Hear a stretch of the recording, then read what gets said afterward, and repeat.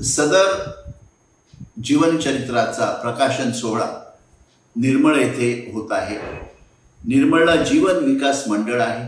ते जीवन विकास मंडळ हे फादर भंडारी यांनी प्रोत्साहन देऊन पुढे आणलेलं आहे। ज्या ठिकाणी ह्या मंडळाचं कार्यालय आहे ती जमीन देखील घ्यायला बिशप आब्रेओ यांनी सुरुवातीचे पैसे दिले, बयाना ज्याला आपण म्हणतो तो बयाना दिला आणि त्यामुळे जीवन विकास मंडळ हे आज जे कार्य करत आहे आणि तिकडे जे विद्यार्थी वाचनालयात जात आहेत ते वेड वाचनाचं वेड ह्या बिशप आब्रेओमुळेच मुलांना लागत आहे आणि वाचन प्रेमी संस्कृती तिकडे निर्माण होत आहे।